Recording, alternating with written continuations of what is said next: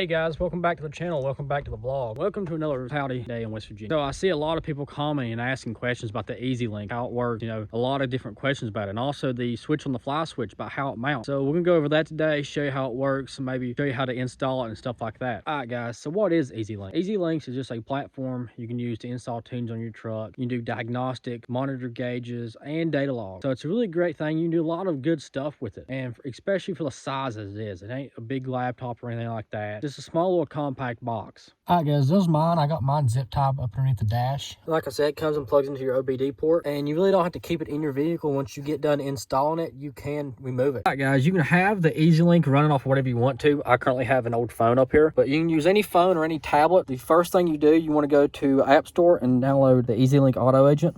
And once you got it pulled up, you can go to Technicians, add a technician.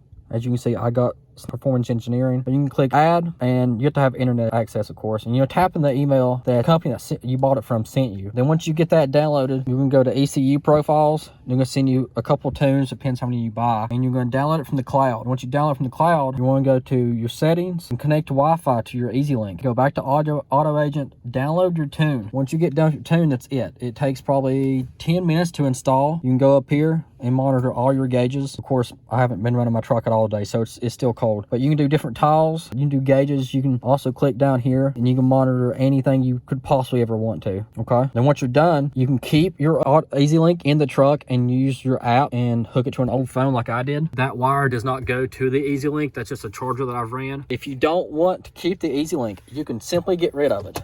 Now your shift on the fly switch right here, I haven't flushly mounted this yet, so don't pay no attention to that, but it does not mount to the Ezlynk. I get a lot of questions about where it mounts to.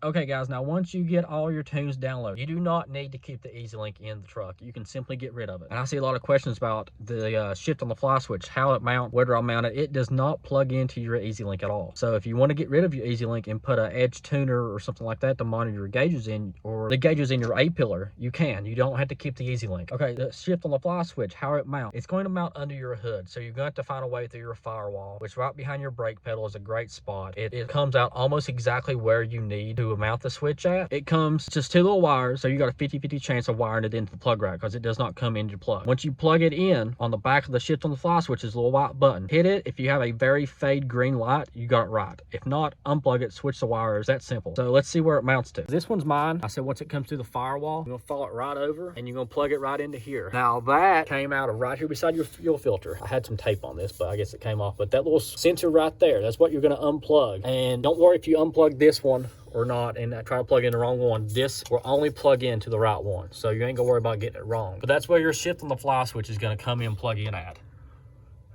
All right guys, so that's the Ezlynk. It's that simple. It's real easy to use. A lot of companies use them. You can get them on the 6.7 Power Stroke. Pretty sure you can get them on the 6.7 Cummins too and a couple other applications. They're really easy to work. You can monitor a lot of gauges with them. The switch works great. Really easy to plug in. Probably take 10 minutes, and that's just trying to get it through the firewall. But I hope I answered all y'all's questions the best I could. If you have any more questions, leave them in the comment box. I'll try to address those the best I can. And y'all have a great day, and be sure to subscribe, like, give a thumbs up.